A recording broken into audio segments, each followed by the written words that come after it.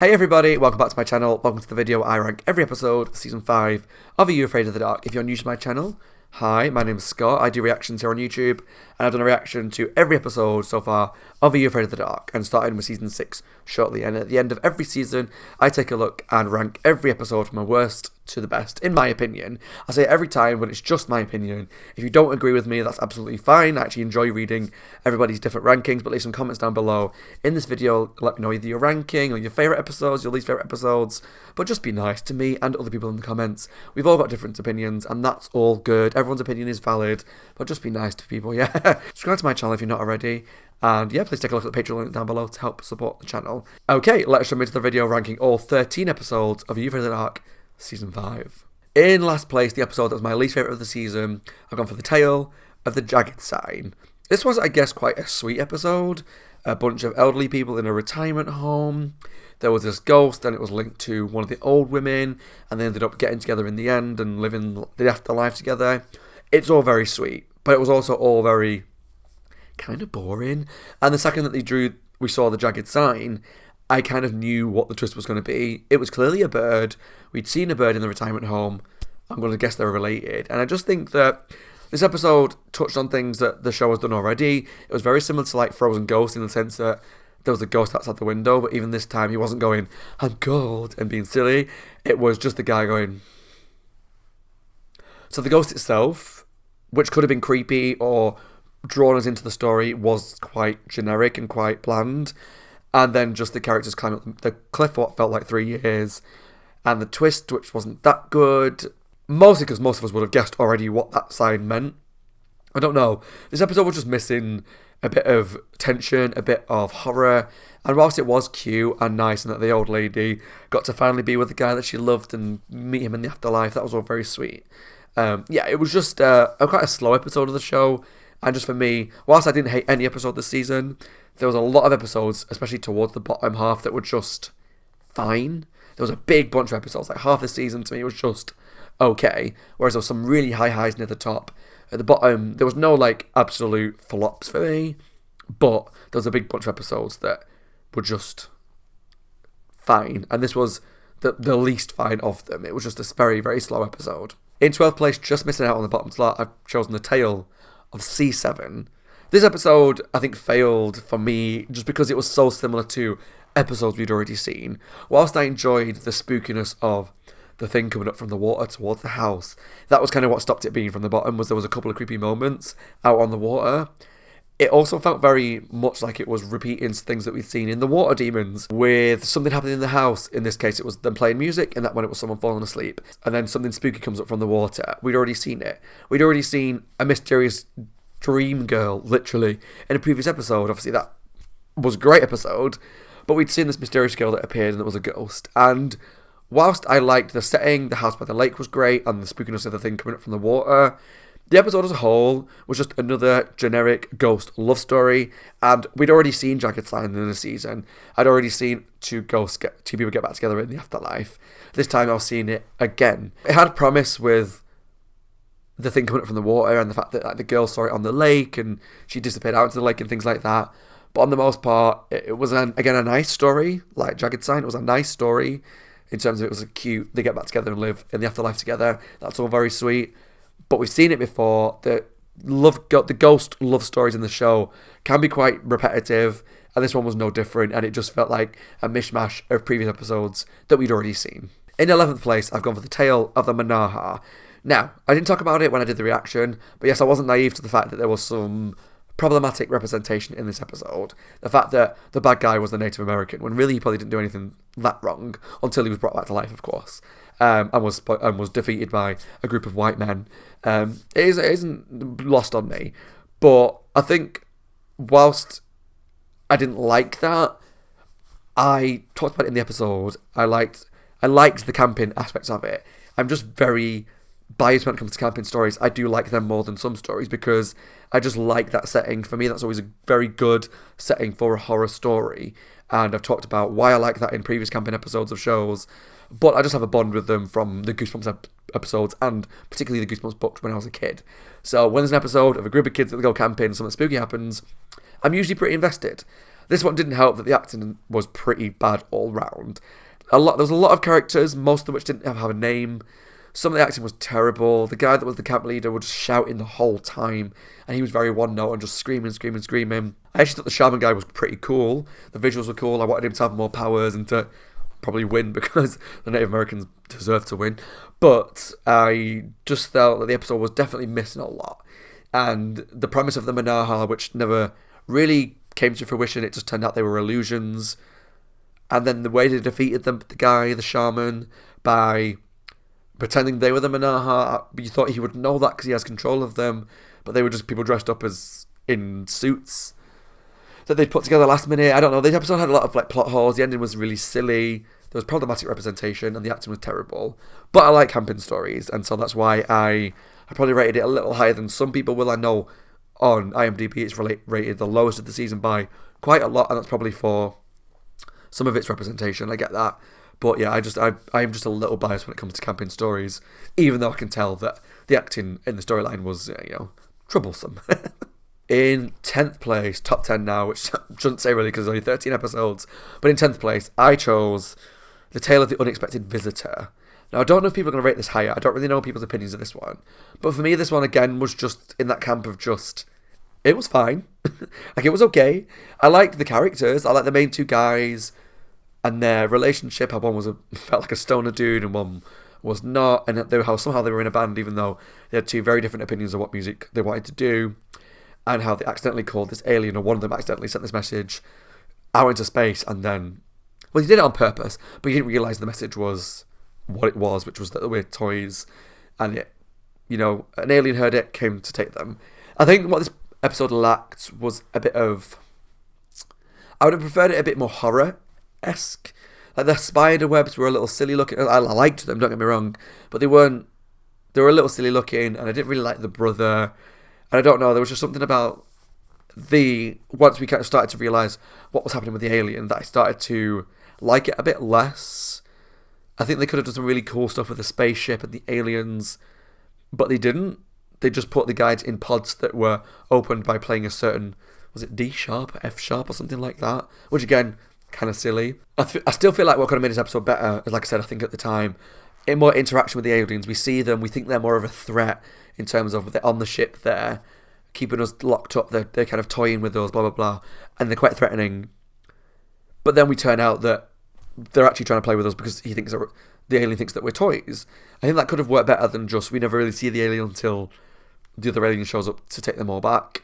And I just think it was okay. Like, I liked the main two characters, but they could have done so much more with that concept, so that they failed to do so and just left it a bit lacking of kind of substance, at least for me anyway.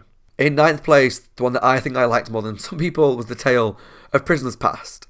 I just enjoyed this storyline. It gave me vibes of another episode that I really enjoyed that I know a lot of people don't, which is the tale of the phone police. Like two brothers running around this place with the jail cells trying to survive. Like, I enjoy that. I like the concept of the abandoned prison and they go running off because one brother bullies the other and they find this ghost which they accidentally release. But then I liked how the two brothers, who were very different and one obviously was quite rude to the other, ended up working together. The younger one went to save the older one and they worked together to survive. And was it overly scary? Not overly. There was a couple of points where I actually jumped. I remember the prisoner put his hand through the door, and then when he jumped out through the window in the bedroom dragging the boy out, I jumped a couple of times. Some scary imagery about the prisoner chasing them home. And like what I thought they should have done with Unexpected Visitor, they made the prisoner very threatening and very much like he was trying to drag them to the jail cell and swap places with him or whatever. But then we found out what they were actually doing was he was trying to show them where his body was so that he could basically move on. His daughter could get some closure. So like a spooky story with a sweet ending, I really liked. Was it the best episode of the show? No. They could have done more with the concept. It could have been scarier. I don't know. I wouldn't be surprised if people rate that one lower because I know that, like Phone Police, just it was lacking in something substance-wise. But I did really like the brothers' relationship, the ghost, the reason why he was chasing them. I thought made sense and was actually quite cool and fed into this whole the greatest escape ever. No one's ever found him, and even though it was a bit of a loophole, that it was, you would have easily found where he was because it was so easy to spot where he'd gone. But it was fun. I had a good time with it. I enjoyed that the adventure-y, actiony part of it when they were trying to rescue each other and whatnot. I just thought it was fun, and yeah, that's why it's in my 9th place. In 8th place, I chose The Tale of the Vacant Lot. This was fun. I enjoyed the characters in this episode. The main girl in particular, I thought she was good and did a really good job of showing her kind of changing attitude from being really nice and sweet and quite shy to being quite nasty to people. And similar to another episode higher up in my ranking, yes, this is the kind of storyline that I've seen before in shows, but I think it's a storyline that I like and is important, which is just appreciate what you've got. She thought the only thing that mattered to her was this ring, but when she started to lose kind of her friendliness, her looks, she realised that, you know, there is more important things to her than just a piece of jewellery, which there is a lot of more important things in life, and that she doesn't necessarily accept herself for who she is and the kind of person she is. And I thought it was really nice that this guy that was like the hunky football player, you know, girls kind of fawned over, liked her regardless of the fact of what she looked like or what she dressed like. And she had these concerts that he wanted to go to, but she lost the tickets because she gave them away because of the whole spooky stuff. He still liked her. I thought it was a really nice message to show people, and that was really sweet. Be yourself and people will like you. And I thought the actual shop was cool. That kept appearing out of nowhere with the drapes and the woman with the thing covering her face. I liked how she changed into that. She was more beautiful as the other one got more ugly. I liked that. A bit confusing about as to why she got defeated in the end. I've read a couple of theories on it. A lot of different theories on what actually happened at the end. I did like it, even if it does leave it open to interpretation. I liked the shop. There wasn't much of a vacant lot because most of the time she went to that lot, the shop was there. So the titles could have been better. But I liked the bad guy. I liked her image when she appeared in the school. And I liked the change in the character of the main character. I thought she was fun. And I liked her relationship with the main guy in the episode, and their little romance in that I thought was actually quite sweet. So yeah, that was The Tale of the Vacant Lot. In 7th place, Sardou makes his return in A Door Unlocked. Sardou really made this episode for me. I think if it wasn't for him, if it was just a guy that found this little door and the little thing he saw through, would have been fun and enjoyable.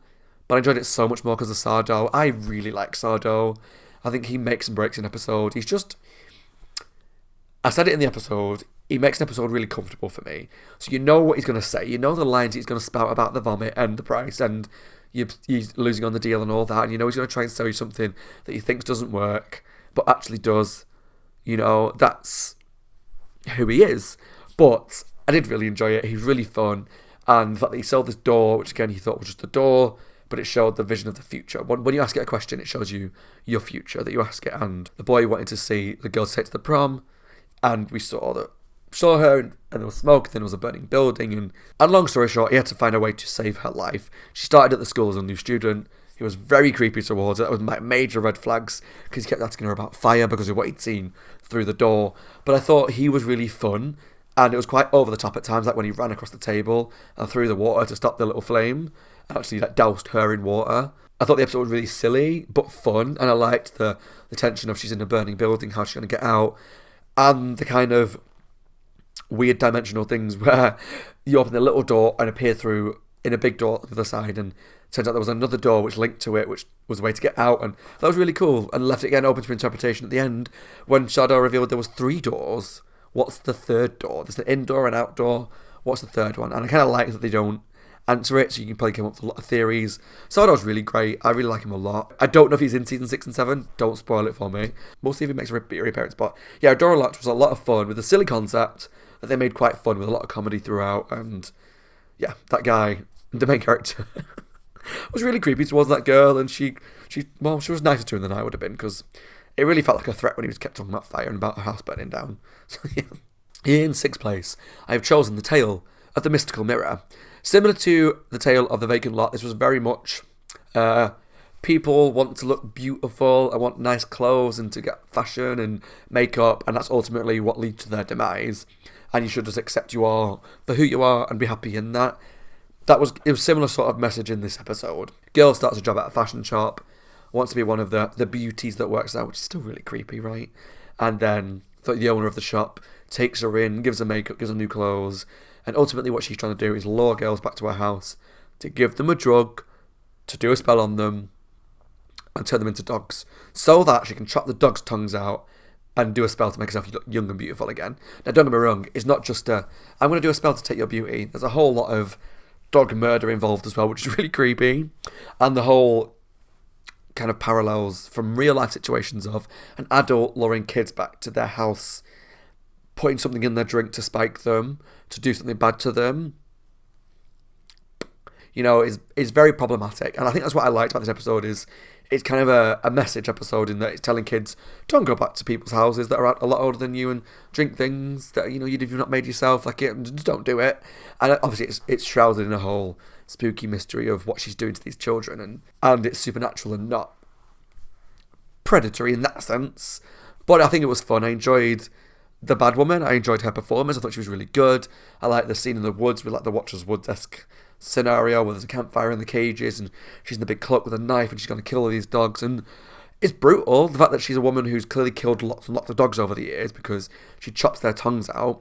And obviously she turns kids into dogs for this spell. Awful. And then I liked the girl that she managed to stand up to the woman enough to save the day, and the effect of her turning back into the skeleton was actually really cool. I like that. I liked the episode. I had a good time with it. I thought it was fun, with a mirror showing the old woman in the background. I did enjoy it. I liked the performances. It was also good to see. Is it Laura Bertram again from The Tale of the Lonely Ghost? She was good. She's always good in it. So that was a fun episode. In 5th place, I've gone for The Tale of Badge. Badge was fun. Badge was a really fun episode. I enjoyed the Badge character, the rat mole-like guy, badger guy, whatever he is. He was a really fun performance. And I liked the main girl and her learning her destiny and her powers and how she's a witch and helping with the old woman, her grandma, and how she's going to fight alongside her and help put Badge back in his box again, and how she went to protect her brother. All of that was great. It was probably going to be higher in my list if it wasn't for the fact that every 2 seconds he said, "Where is the Settlewind? I need the Settlewind. You're not the Settlewind."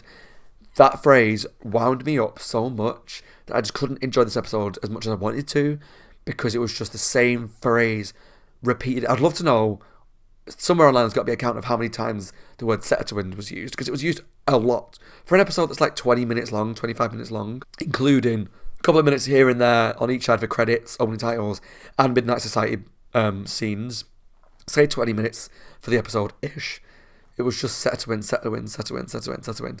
And it was really frustrating, because outside of that, it was a really fun story. All take place in one night. The grandma was telling about these powers. You're 16 years old, let's tell you you're a witch. Love that kind of story.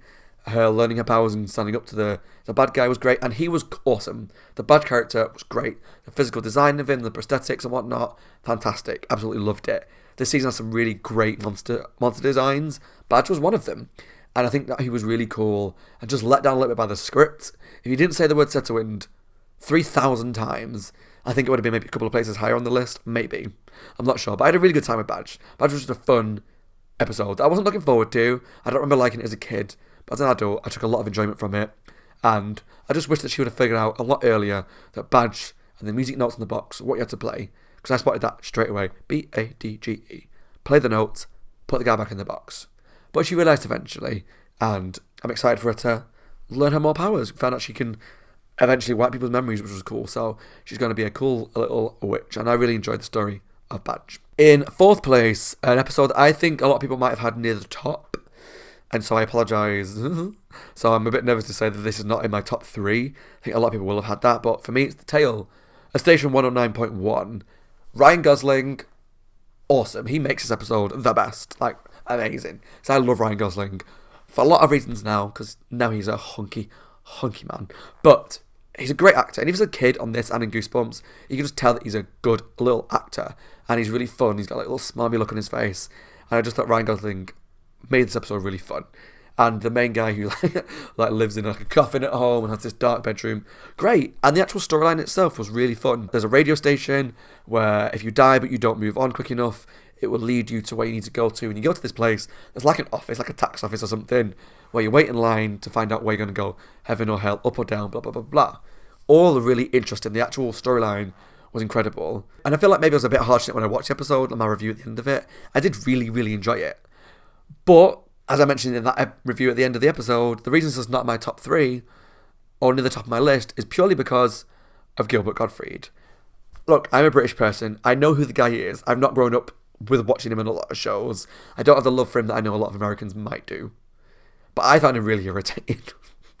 His voice is just super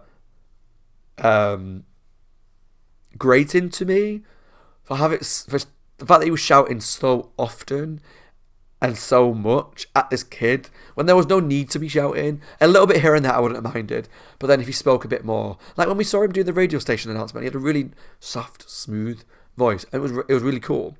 But his actual, like, the Gilbert Gottfried voice that he's well known for, yes, great in Aladdin, great, absolutely loved it. But that character was meant to be annoying, and in this one, the voice was just too much for me. Maybe it's because I'm not growing up with anything with him in it, minus Aladdin. But the voice to me was just great, and he was just screaming and screaming and screaming and screaming. I just couldn't handle it. But I loved Ryan Gosling. I loved the main character. I liked the fact that the storyline and the boy was mistaken and got thrown down into hell or heaven. The man was going to go to heaven, but he got brought back because whoever's in charge, probably God, sent him back because he wasn't meant to be dead yet. I thought it was really cool and kind of dark at times when we saw the people in the street that were wanting to find a way where to go. That was quite sad, I guess, if you think about it too much. And yeah, if it wasn't for Gilbert Gottfried, if he was played by someone else, or at least played by the same guy, shouted every now and again with that voice, but then did a couple of little bits where he was a bit more calmer, I think I would have enjoyed that episode a lot more, because the actual storyline was fantastic. And I hate the fact that the two of my favourite episodes are told by Stig. Never mind, I thought it was a really good episode. Really great, interesting story. Fun camp tone to it, like with a boy that's like slept in a coffin. But yeah, that was my fourth place. Okay, my top three now. If you haven't done a full ranking down below, let me know down below what your 3 favourite episodes of season 5 are as we get into my top 3. So in my third place, my third favourite episode of the season, again one that I think someone might have right at the top, is The Tale of the Dead Man's Float. This episode was fantastic. And I think another episode might have been pipped to the post a little bit, just my personal connection to it, but I'll get to that when we get to it. But Dead Man's Float was great. Really good. Really played on my fear of being underwater. I have such a vivid memory as a kid of that skeleton coming out of the water, just that image, that creepy image, and it's still spooky to this day. When I watch it now, I don't like things underwater. I don't like Jaws. I don't like films, TV shows, episodes, whatever, where it's filmed underwater and there's things swimming about. No, really spooky. But there's some great imagery in this episode, like the first person view of it swimming around, like when it's covered up in a tarp and the thing stands up and it comes up underneath under the tarp. So scary. And in particular, near the end, when they put the chemical in the water to make it visible, and we slowly see it starting to form under the water, and it stands up and it's this like red skeleton with bits hanging off its bones, with the frayed clothes. Really cool image. So spooky. Really well done. The fact that it stuck into my head ever since I was a kid says so much about how scary this thing is. And even just the storyline of a boy who's a nerd and a girl who isn't the nicest girl to him. They work together to solve the problem and defeat the bad guy. Now, I still think in the context of the episode, she was horrible to him, but her friend liked him. Why it wasn't her friend that went on this adventure with him, I don't know. Maybe they were just trying to show that she judged him for being a geek, and ultimately it was him being a geek is the one that saved the day, and so they became friends after that. Maybe that was what they wanted to show, I get that. But yeah, I really liked the episode. The relationship between the two was really strong. The main guy was cool. Good to see Jay Baruchel in the opening scene. And it was also really sweet to see the guy that lost a guy at the beginning. So we started off season 5 with a child drowning to death. And then he was still in it as a janitor later on in his life. And how he helped save the day and was really... We could see sadness in his eyes. And I just thought I really liked the characters. I liked the spookiness. The story was really scary, as well as good characters, as well as a really satisfying ending. That was The Tale of Dead Man's Float. Really scary episode. Loved it. Really, really, really good. Okay, in second place, my number 2 episode of the season.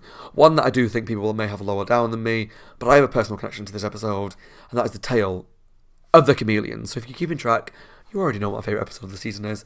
But The Tale of the Chameleons, for me, was one of the episodes I remembered so much from when I was young. I loved this episode as a kid. One, because I love Sister Sister, so I love Tia and Tamara. I loved seeing them in A You Afraid of the Dark. This show was my scary show. I loved Goosebumps, watched it all the time. But You Afraid of the Dark was what I watched when I wanted to be a bit more scared. And this episode I watched a lot. And I enjoyed pretty much all of the episode. I like the pet store and picking out a pet, which is something you want to do as a kid, obviously. Then they get bitten by this chameleon, which is actually an iguana. Or some sort of reptile. It's definitely not a chameleon. It looks nothing like a chameleon. Didn't mention that in the episode, but yeah, it looks nothing like a chameleon. But it bites her and then tracks her home, follows her, and then starts stalking her and biting her again. And as I said in the episode, if you've not watched my reaction, the scene where she's been bitten twice and the other chameleon, so the other twin sister, comes up and and pushes her into the shower to turn her into the chameleon. For some reason, to me as a kid, scared the crap out of me. Maybe because there was two of them. I don't know. One was good, one was evil. But the sheer forcefulness of the shove into the shower was quite violent. And then on top of that, once she was turning into the chameleon and she was trying to bite her back to be able to turn back into it, it was really dark because it wasn't just that we had a villain trying to stop the main character from surviving, turning back into a human, but she was chasing around with a knife, trying to stab her and slice her in half, whatever. She threw her into the garbage disposal to chop her up. She almost chopped up the hand of the friend that she's not actually friends with because she's the chameleon villain. But she was cool and she was really scary. And if you actually think about what it is that she's doing, if it was two people in the episode, like running around after each other, one with a knife, you'd be like, this is a kid show, we can't show this. But because one was a chameleon, they managed to get away with it. But it was actually quite dark at points when you think about the reality of what this person's doing. But I liked the character. I liked hearing Tamara Mowry. I think they're fun actresses. And I liked the whole, how she was like squinting a lot when she was evil, but then really peppy and chirpy when she was trying to be nice. Now, the ending was good. I like the twist ending that, long story short, the evil people won, the evil chameleons won, and the actual the real character is in the well still as a chameleon. Was good. I like the fact there's a twist. I love a good twist, dark twist ending. It's always really fun. Could have been avoided, because when that girl's like, I don't know which one's real, who do I spray to turn back into a chameleon? She asked them no questions really about who they were as friends. Deep, dark secrets. Asked them a question that only she would know. She didn't really do that. But they could have got past that. That was so silly. But I've also seen some really interesting theories about this episode, which I said in that review as well, which is they talked about how there's lots of chameleons out there already turned into humans and we're slowly taking over. Like, I think the boy from the shop was a chameleon because he knew the spell, the bite you once, bite you twice, a little water, pay the price, which just gave me shivers when I first watched it again because I was so scared of this episode as a kid. Because I didn't like little creatures and reptiles. I don't like them. I think that scared me as well. So like the fact that it was biting her and chasing her home and then was so aggressive towards it was just like really freaky to me. But I think because he knew the rhyme, how would he know the rhyme unless he was a chameleon? Maybe he was leading people towards a chameleon cage to get people to be bitten by it so that they could turn someone else. Maybe that's his role. Yeah, I just thought this was a really cool episode. Really cool to see some of the actors again that have been in You've Heard the Dark already. The effects, the spookiness, at least for me, and maybe not to everybody else. The acting, the comedy, the campness, as well as her chasing the chameleon around the house with a knife trying to kill it. I just really enjoyed this episode. That's all. For my second place, it was the tale of the chameleons. Now, if you're keeping track, you know exactly what my number one spot is going to be. And also because I think, as far as I can tell, this is very much a fan favourite episode of the season, of the show as a whole. And so my favourite episode of season 5 of You've Heard the Dark, without any question, was the tale of the night shift. For me, as much as I loved chameleons and Station 109.1 and Dead Man's Float, this was a level above them quite vastly. This was such a good episode to me. I loved this. This felt grand on a scale that You've Heard the Dark has not done before. From all the different locations, the amount of characters that were involved, the design of the vampire, and it was just a really cool storyline. Now, don't get me wrong, there is plot holes in the storyline. For example, why was this teenage girl working on a night shift as something like a candy striper in the hospital? Either she's older than she's meant to be, or I don't know why she was working the night shift, but she was. But I liked all the characters we met. I liked her, and the nurses were all seem really cool, even though I guess straight away which one was the evil nurse. I pretty much liked all the characters. I liked Felix, I liked them all except the guy that was like the love interest. He was just a bit creepy to me and a bit, wouldn't take no for an answer, let's put it that way.